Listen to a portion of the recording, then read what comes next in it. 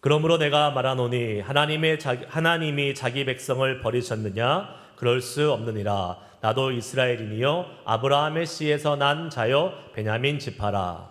하나님이 그 미리 아신 자기 백성을 버리지 아니하셨나니 너희가 성경이 엘리야를 가리켜 말한 것을 알지 못하느냐? 그가 이스라엘을 하나님께 고발하되 주여 그들이 주의 선지자들을 죽였으며 주의 제단들을 헐어버렸고 나만 남았는데 내 목숨도 찾나이다 하니 그에게 하신 말씀 대답이 무엇이냐? 내가 나를 위하여 바알에게 무릎 꿇지 아니한 사람 7,000명을 남겨두었다 하셨으니 그런즉 이와 같이 지금도 은혜로 택하심을 따라 남은 자가 있느니라. 만일 은혜로 된 것이면 행위로 말미암지 않음이니 그렇지 않으면 은혜가 은혜되지 못하느니라. 그런즉 어떠하냐? 이스라엘이 구하는 그것을 얻지 못하고 오직 택하심을 입은 자가 얻었고 그 남은 자들은 우둔하여 졌느니라. 기록된 바 하나님이 오늘까지 그들에게 혼미한 심령과 보지 못할 눈과 듣지 못할 귀를 주셨다 함과 같으니라. 또 다윗이 이르되 그들의 밥상이 올무와 덕과 거치는 것과 보응이 되게 하시옵고 그들의 눈은 흐려 보지 못하고 그들의 등은 항상 굳게 하옵소서 하였느니라. 그러므로 내가 말하노니 그들이 넘어지기까지 실족하였느냐? 그럴 수 없느니라. 그들이 넘어짐으로 구원이 이방인에게 이르러 이스라엘로 시기나게 함이니라. 그들의 넘어짐이 세상의 풍성함이 되며 그들의 실패가 이방인의 풍성함이 되거든 하물며 그들의 충만함이리요. 아멘. 할렐루야. 네, 수요일날 또 분임화 기도회 기억하고 나오신 여러분들 축복합니다. 잘 오셨습니다. 사람은 그 자기가 하던 습관과 그 버릇이 거기에서 이렇게 벗어나기가 참 어려운 것 같아요. 제가 왜 이 말을 하시는지 제가 앞에 앉자 그랬습니다. 네, 앞에 앉자고 그랬어요. 다음부터 이제 앞에 앉으세요. 특별한 이유가 없으신 분들, 예, 뭐 교회에서 뒤에 서가지고 새로 오신 분들 인사하실 분들은 뒤에 앉아주세요. 네, 하지만 특별한 이유가 없으시면 가능한 한 3분의 2 앞으로, 3분의 2 앞으로 앉아주시면 좋을 것 같아요. 네. 앞자리가 은혜가 있습니다. 그래서 여러분들 이렇게 해주시면 감사할 것 같고요. 제가 그냥 한 달 내내 잊어버리고 있었는데 이제 드디어 실천하기로 결정했습니다. 시편 146편 우리 모든 예배 시간마다 계속 읽을 거예요. 계속 읽다 보면 뭐 입에 붙겠죠.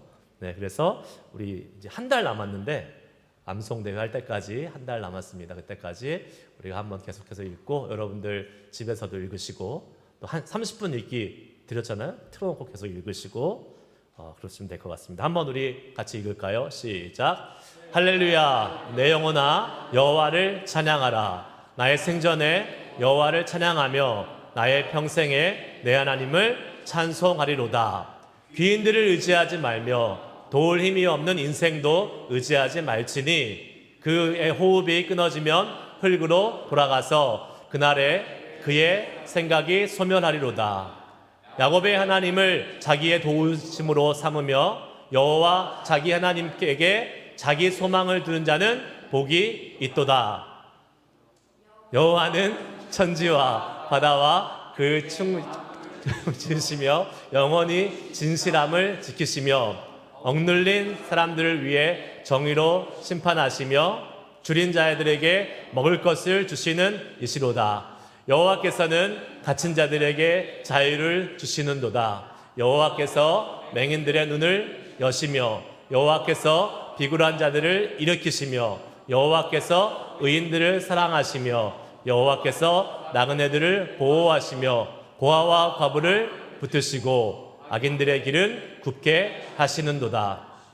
시온아 여호와는 영원히 다스리시고 내 하나님은 대대로 통치하시리로다. 할렐루야. 아멘.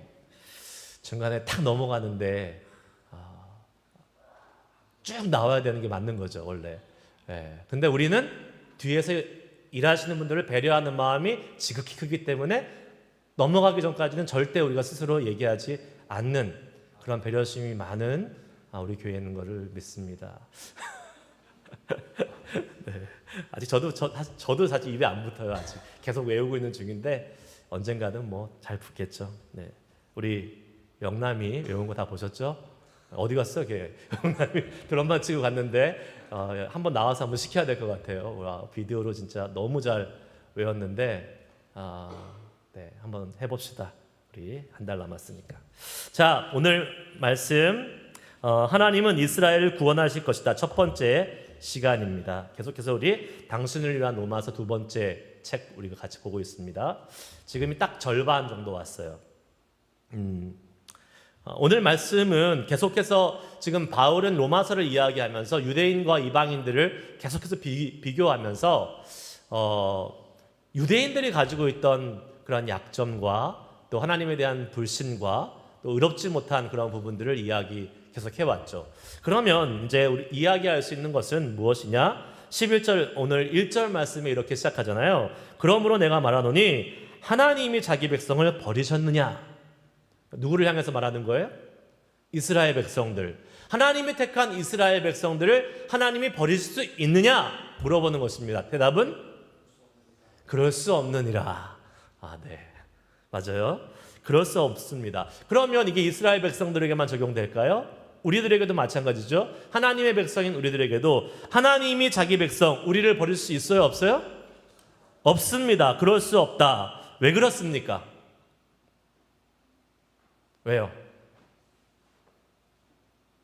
왜 하나님이 하나님의 백성을 버리실 수 없으세요?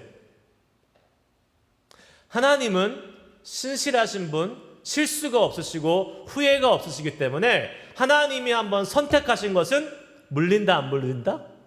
안 물려요. 물리지 않으세요. 제가 종종 인용하는 민수기 23장 19절 말씀 같이 한번 읽겠습니다. 시작. 하나님은 사람이 아니시니 거짓말을 하지 않으시고 인생이 아니시니 후회가 없으시도다. 어찌 그 말씀하신 바를 행하지 않으시며 하신 말씀을 실행하지 않으시랴. 아멘. 하나님은 사람이 정했다가 그 말을 뒤집어 엎을 수도 있고 결정했다가 바꿀 수도 있지만 하나님은 뭐가 아니라고요? 사람이 아니시니 거짓말하지 않으시고 그리고 인생이 아니시니 하신 것이 후회가 없다. 하나님이 이스라엘 택했는데 내가 괜히 택했다. 이렇게 말 바꾸지 않으신다는 겁니다. 하나님은 신실하시고 하나님은 언제나 그 행하신 일이 옳으시기 때문에 실수가 없으신 거예요. 믿으십니까? 아멘. 실제로 사도 바울은 이러한 의문을 품을 수 있는 유대인들을 향해서 아니면 지금 새로 이렇게 기독교 안으로 들어온 이방인들을 향해서 아니 하나님이 왜 너 먼저 택한 유대인들을 버리셨어? 하나님이 버리신 거야? 이렇게 의문을 갖고 이야기할 수 있는 이 질문에 대해서 절대로 아니다라고 얘기하면서 두 가지 확실한 예를 들어주고 있습니다. 첫 번째 예는 나를 봐라 라고 얘기합니다. 사도 바울이 누구예요? 내가 이스라엘인이다 라고 얘기하잖아요. 내가 유대인이다. 내가 바로 아브라함의 씨에서 난 자요 베냐민 지파라. 내가 바로 그 이스라엘을 버리지 아니하셨다는 하나님의 증거다라고 이야기를 하고 있습니다. 두 번째, 또 다른 예가 있다고 이야기합니다. 바로 뭡니까? 엘리야의 예를 들어서 구약시대의 그 예언서의 말씀을 가지고 와서 이야기를 합니다. 열왕기상에도 나오고 열왕기하에도 나오고 또 예언서에도 나온 이 엘리야의 이야기를 가지고 뭐라고 이야기하냐면 내려주세요. 아직 안 보셔도 됩니다. 여러분 엘리야 하면 생각나는 사건이 뭐죠? 갈멜산 생각나시죠? 갈멜산 어떤 일이 있었습니까? 갈멜산에서 바알 선지자와 아세라 선지자 토탈 몇 명? 850명. 바알 선지자 450명, 아세라 선지자 400명, 850대 1로 싸워서 이겨요, 져요? 이겨요. 어떻게 이기죠? 불이 어디에 내려요? 엘리야의 제단에만 내립니다. 그 850명이 막 별의별 짓을 다 하고 온몸을 찢고 막 난리를 쳐도 아무런 일이 없죠. 왜요?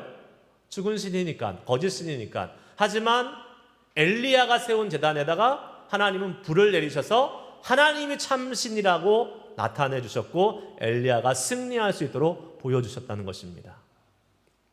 그런데 그러면 엘리야가 어떻게 해야 돼요? 의기양양하고 사기 충천해서 더 열심히 주의 일을 감당할 것 같지만 곧바로 어떤 일이 벌어지냐면 이세벨이 아합 왕을 통해서 엘리야에게 어떻게 합니까? 협박을 합니다. 너 죽일 거야. 그랬더니 갑자기 그 마음이 쪼그라들어가지고 어디로 가요? 광야로 도망을 갑니다. 그리고 무슨 나무 아래에 숨죠? 로뎀나무 아래에 숨습니다. 이스라엘 갔다 오신 분들 로뎀나무 얘기 많이 들었죠? 로뎀나무가 큰 나무예요? 작은 나무예요? 작은 나무예요. 제 키보다도 작아요. 거기에 숨었대요.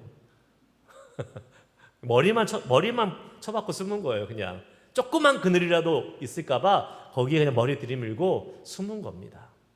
그런데 여러분 거기서 로뎀나무에서 엘리야가 무슨 기도를 합니까? 나 죽여달라고, 나 못 살겠다고, 나 혼자 이렇게 더 이상 외로워서 못하겠다고.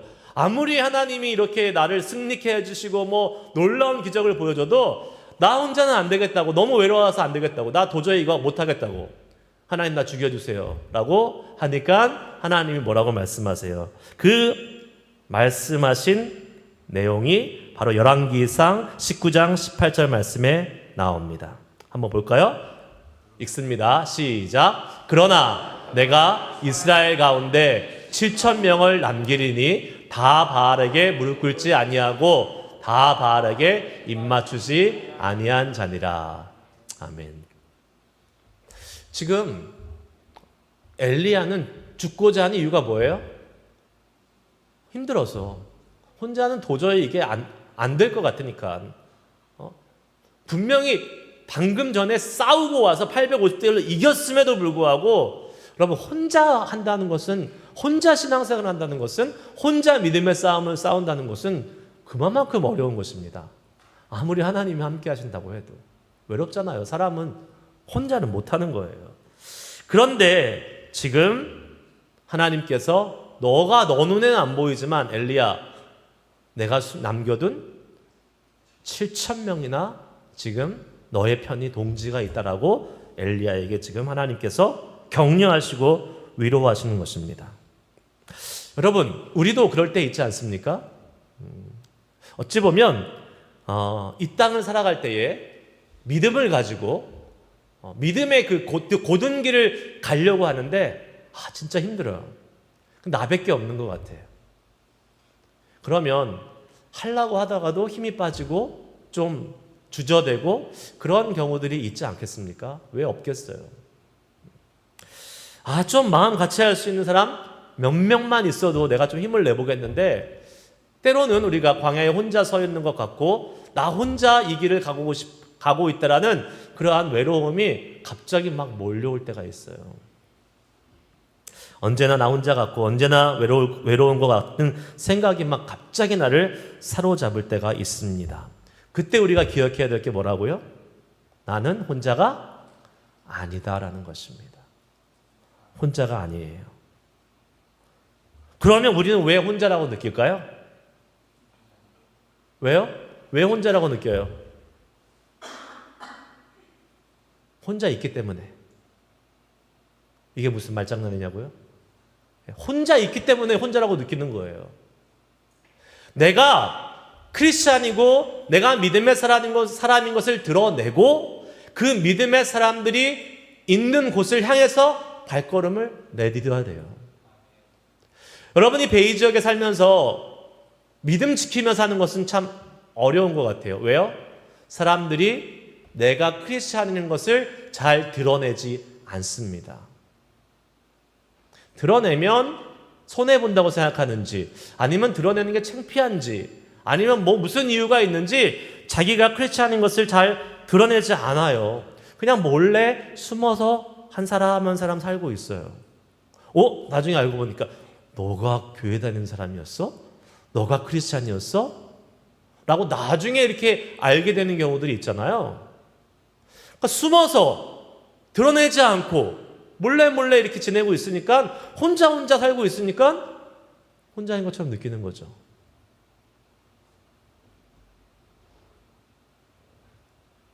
여러분 주변에 있는 사람들이 교회 말고 교회는 뭐 당연히 믿음의 사람들이니까 여러분의 네이버나 아니면 여러분 직장에서 예수 믿는 사람들을 얼마나 만나고 계십니까? 아니면 반대로 여러분이 예수 믿는 사람이라고 얼마나 드러내고 계십니까?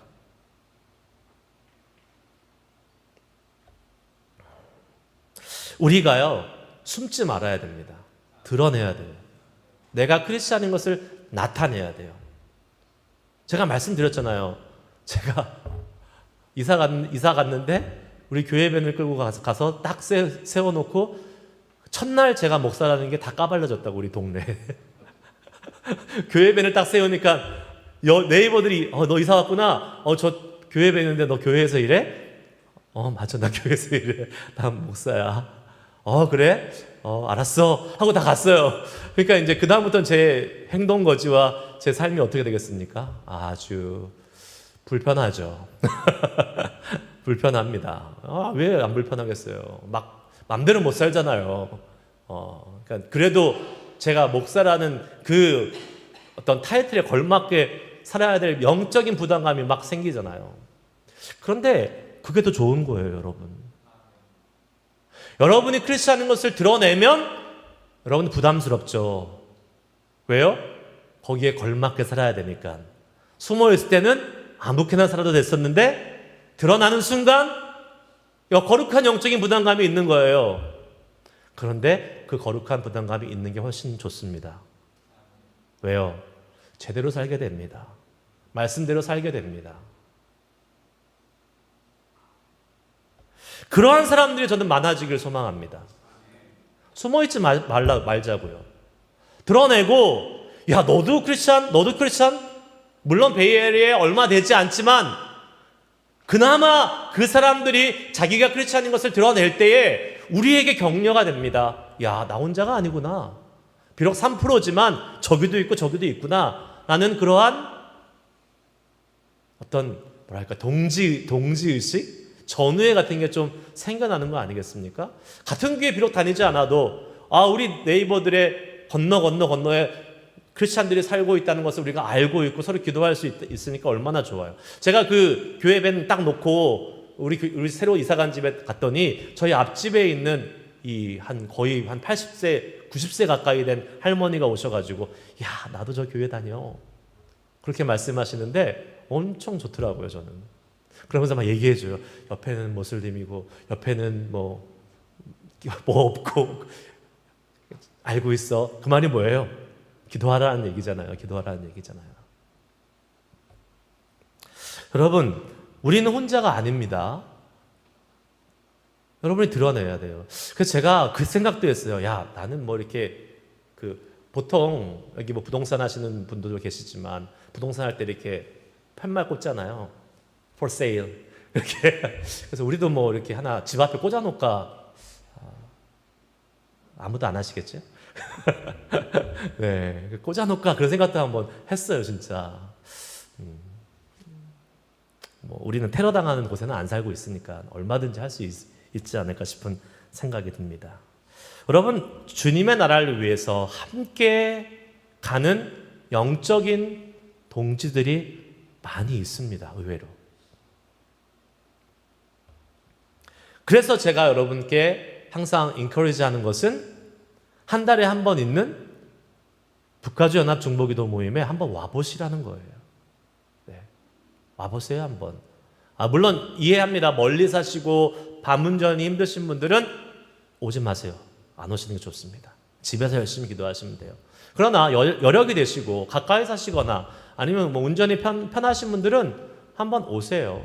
오셔서 같이 기도해 보세요. 거기에 진짜 뜨겁게 기도하는 영적인 기도의 용사들이 그래도 많이 옵니다. 와서 기도하는 사람들이 있어요, 여러분. 힘이 나는 거예요. 감히 말하지만 우리 교회에서 기도하는 기도 세상 말로 기도빨보다는 훨씬 더 강력한 기도빨이 거기 있어요. 왜 그럴까요? 거기는 영적으로 기도하는 분들이 모여서 기도하기 때문에 그래요. 근데 못 오시죠?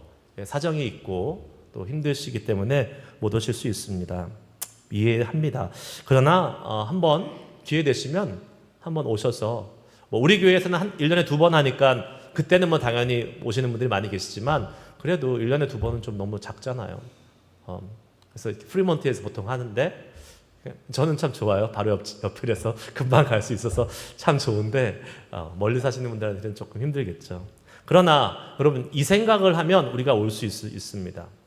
그거는 저기 외부에 사는 외부 사역 이렇게 하면 절대 못 옵니다. 어떻게 생각해야 돼요? 우리 사역, 우리 교회 사역이라고 생각하시면 올 수 있는 거예요. 여러분 우리 교회에서 하는 우리 교회 행사에는 오시잖아요. 근데 그거는 외부 사역이다, 우리 교회 사역이다? 우리 교회 사역이에요. 외부 사역 아니에요. 제가 작년 4월부터 그 중보기도 모임을 이제 인도하고 있잖아요. 제가 기도회를 인도하고 있는데 작년 2월 달인가 그 유성교 목사님 그 기도회를 오랫동안 이끌어 오셨던 저희 그 작년 재직 헌신 예배 때 오셔서 말씀 전하신 유성교 목사님이 개인적으로 저를 만나서 김 목사님이 좀 인도해 줬으면 좋겠습니다. 이렇게 말씀을 하셔서 제가 뭐라고 그랬냐면 목사님 제 코가 석자입니다. 제가 그렇게 얘기했어요. 제 코가 석자예요. 저 이제 막 교회 부임해서 갔고 저희 교회 부교육자가 없어요. 저 혼자 다 하고 있는데 제가 어떻게 그것까지 합니까? 제가 그랬어요. 목사님한테. 그랬더니 목사님이 딱 한마디 하시고 저를 케어 펀치로 그냥 쓰러뜨리셨어요. 뭐라고 그러셨냐면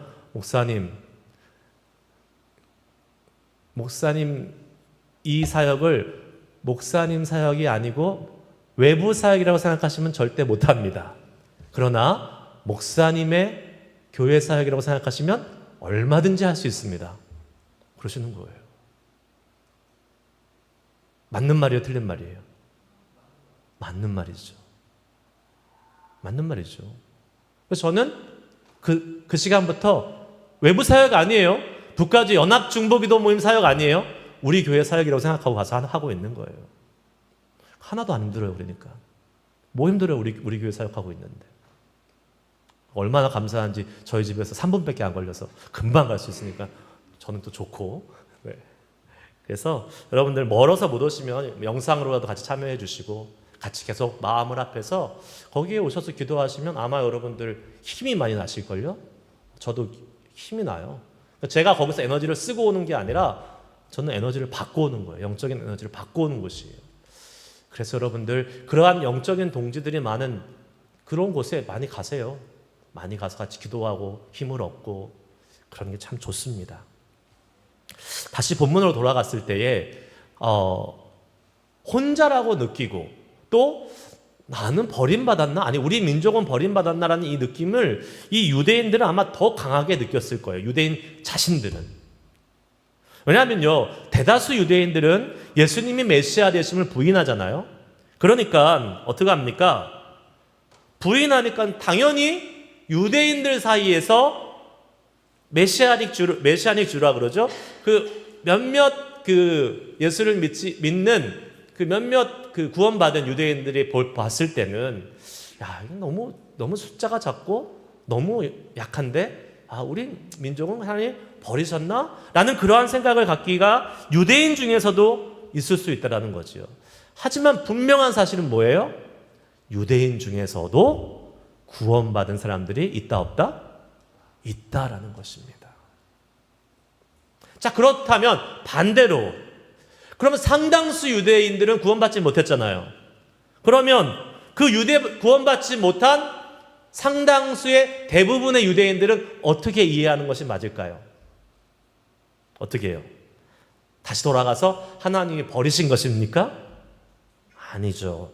하나님이 그들을 버린 것이 아니라 그들이 하나님의 구원의 손길을 거절한 것입니다. 하나님은 버린 적이 없어요. 그 결과 어떻게 됐습니까? 오늘 말씀해 보면 7절 8절 말씀 한번 볼까요?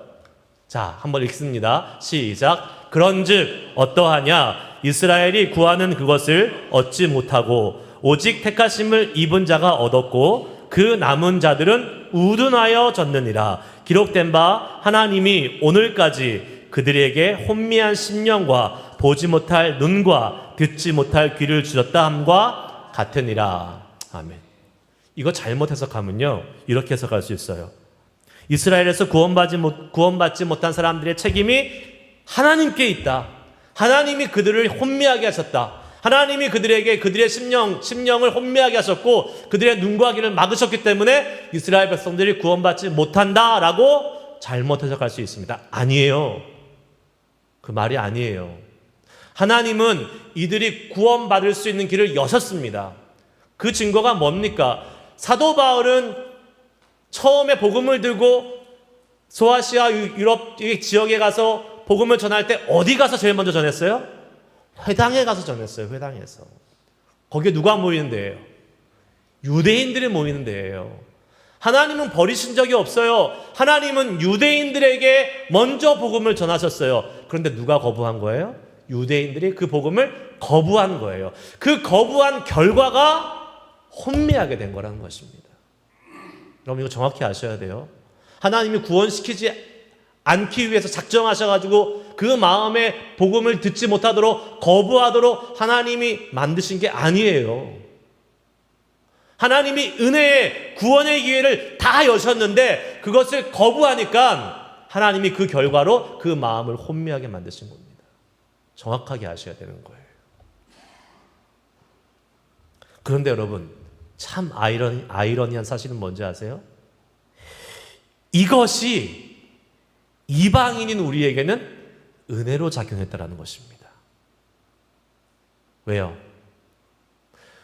가정해 보세요, 여러분. 만약에 사도 바울이요, 가는 회당 곳곳에 족족 복음을 전하는 족족 다 유대인들이 복음을 받아들였어요. 어떤 일이 벌어졌을까요? 기독교는 유대인의 종교로 또 전락하는 것입니다. 사도 바울이 전한 복음을 회당에서 유대인들이 다 받아들여요. 계속 유대인의 복음, 여기도 유대인의 복음, 여기도 유대인의 복음. 그러면 이 기독교, 이 복음은 온 세계의 복음이 아니라 유대인의 민족적인 유대교에서 개혁된 유대인의 또 기독교가 되는 거죠. 그러나 결과적으로는 유대인이 그 복음을 거부함으로 인해서 어떻게 됐습니까? 그 복음이 이방인에게 완전히 오픈이 돼서 이방인들은 자유롭게 너무나도 어떻게 보면 쉽게 이 복음을 받아들일 수 있게 됐다라는 사실입니다. 그렇게 유대인들이 이 복음을 거부함으로 이방 세계로 복음이 퍼져가게 된 것이죠. 그런데요, 여러분, 이것이 또 유대인들에게 좋게 작용했습니다. 뭔지 아세요, 여러분? 11절 말씀 볼게요. 11절 말씀 읽습니다. 시작. 그러므로 내가 말하노니 그들이 넘어지기까지 실족하였느냐? 그럴 수 없느니라. 그들이 넘어짐으로 구원이 이방인에게 이르러 이스라엘로 시기나게 함이니라. 아멘. 이 말이 무슨 말이냐면 유대인들이 복음을 거부했잖아요. 그런데 이방인들이 막 그 복음을 막 받아들여요. 그러니까 이스라엘이 어떻게 됐다 그랬어요? 시기가 났다 그랬어요. 이거 봐라. 우리가 거부했는데 쟤네들은 받아들이고 있네? 그래서 그 시기함으로 그 복음에 대한 관심을 갖게 된 유대인들이 생겨났다는 것입니다. 재밌죠? 저만 재밌는 것 같네. 여러분, 이 이방인들이 막 복음을 받아들이니까 처음에 복음을 거부했던 유대인들이 셈이 나는 거예요. 우리는 막 애써서 막 열심히 율법을 지켜도 구원받지 못한다고 그러는데 쟤네들은 그냥 믿음으로 다 구원을 받고 있는 거예요. 그러니까 그 중에 영적인 어떤 센스가 있거나 아니면 정말 뭔가 깨우침이 있는 사람들은 그 모습을 보고 시기가 나서 복음에 관심을 갖게 되고 복음을 받아들이는 유대인들이 생겨났다라는 사실입니다.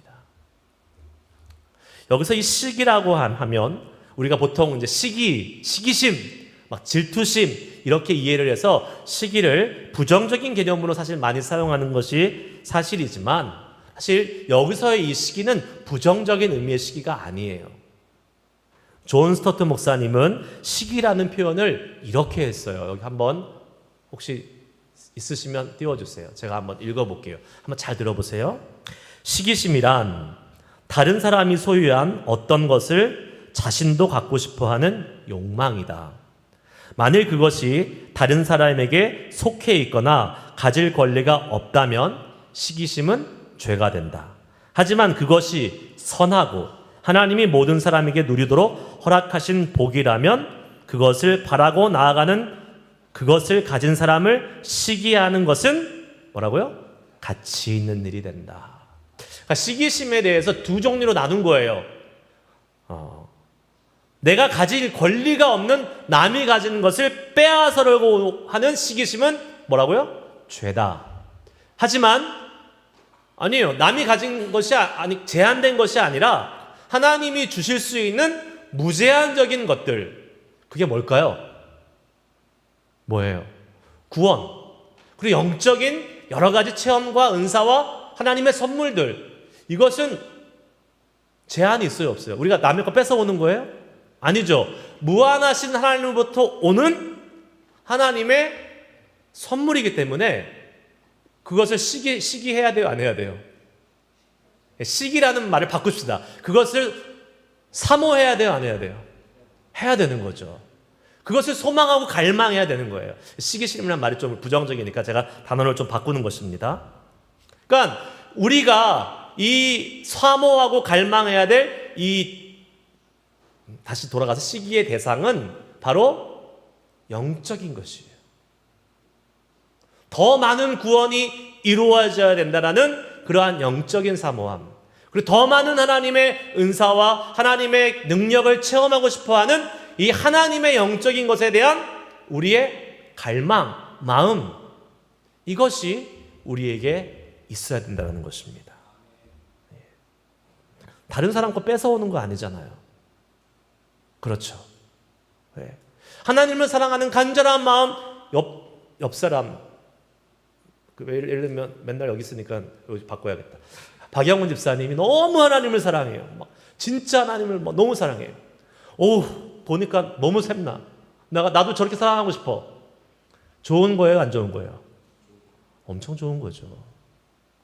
이걸 말하는 거예요, 지금. 영적인 시기라는 것은 바로 누군가를 통해서 내가 도전받는 거예요. 내가 더 그것을 사모하게 되는 거예요. 어떤 사람 보니까 정말 매일같이 예배 참석하고 매일같이 하나님 앞에 기도하고 말씀 보면서 신앙이 막 자라는 게 보여요. 이렇게 하나님과의 관계가 하나하나 매일매일 자라는 게 보이는 사람이 있어요. 나도 저렇게 되고 싶다. 나도 저렇게 꼭 돼야 되는데. 그러거나 말거나 나는 나의 길을 가련다. 이러면 안 된다는 거예요.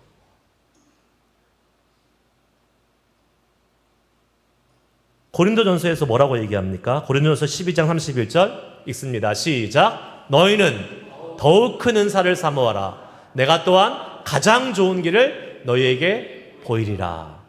아멘. 믿으십니까? 네. 여기서 더 큰 은사라는 것은 이제 나중에 13장으로 넘어갔을 때 사랑을 얘기하죠. 그러나 이것을 전반적인 개념으로 비춰봤을 때에 우리가 받은 것, 우리가 갖고 있는 것 이상의 것들을 계속해서 영적인 은사들은 계속해서 사모하면서 나아가라는 하나님의 우리를 향하신 권면입니다. 영적인 것을 사모하고 나아가는 것에 있어서는 욕심을 부려도 된다는 거예요. 너무 만족해, 그냥. 별 볼 일 없는데도 만족해. 요만큼 낮은 수준인데도 스스로는 너무 만족해 있어요. 야, 나 뭐 이 정도면 충분해. 아니죠. 여러분, 더 큰 은사를 사모하잖아요, 하나님께서. 더 큰 은사. 그것이 막 욕심 부리고 땡깡 부리라는 것이 아닙니다. 하나님 안에서 우리의 마음이 순결해지고 거룩해질 때 하나님이 우리를 향하신 뜻과 계획들을 더 많이 알아가면서 그것을 향해서 우리가 간절히 갈망하고 기도하는 그 기도의 자리로 나아가서 주님이 주시는 은혜들을 더 많이 누리라는 하나님의 축복의 약속인 것입니다. 여러분들도 받으신 하나님의 은혜들이 있고 은사들이 있고 또 하나님이 주시는 어떠한 그러한 체험들이 있을 것입니다. 그러나 늘 하나님이 주실 더 큰 은사를 사모하세요. 더 큰 영적인 것들을 사모하세요. 하나님이 사모하는 자에게 주십니다. 하나님 인격적인 분이시잖아요. 물론 필요에 따라서 내가 거부하는데도 하나님이 얘다 가져라. 너한테는 꼭 필요한 것 같다. 주시는 경우도 있습니다. 그러나 분명한 것은 하나님은 상당히 인격적인 분이세요. 거부하는 자에게 주지 않으실 경우가 많습니다. 하지만 간절히 사모하는 자, 더 큰 은사를 사모하라 말하잖아요, 하나님께서. 왜요? 그러면 주시기 때문에. 구하라, 두드리라. 주님이 말씀하시는, 그러면 주신다고요. 우리가 이제 수요일 저녁마다 같이 함께 기도하는 이 시간에 우리는 무엇을 구하고 있습니까? 무엇을 구해요, 여러분들? 이 시간 나와서 이제 지금부터 좀 기도하는 시간은 갖겠지만 또 여전히 여러분 우리가 무엇을 구해야 될까요? 저는 소망하기를 우리의 그냥 썩어져 갈 이 육신의 것들 또 세상적인 것들 그런 거에 너무 많은 시간을 들이지 말고 정말 우리의 영혼을 위해서 또 우리의 영적인 주님과의 관계를 위해서 그리고 하나님께 쓰임받기 위해서 나에게 필요한 영적인 능력과 은사와 체험과 그런 하나님과의 깊은 교제들을 소망하면서 우리 기도할 수 있는 시간이 됐으면 좋을 것 같습니다. 하나님, 이 저녁에 우리가 기도합니다. 하나님께서 우리에게 은혜를 주시고 다시 한번 이 저녁에 우리가 주의 은혜를 사모하고 주의 은사를 사모하고 그럴 때 우리에게 가장 좋은 길로 보여주실 그 주님을 믿음으로 고백하며 기도하며 나아가기를 원합니다.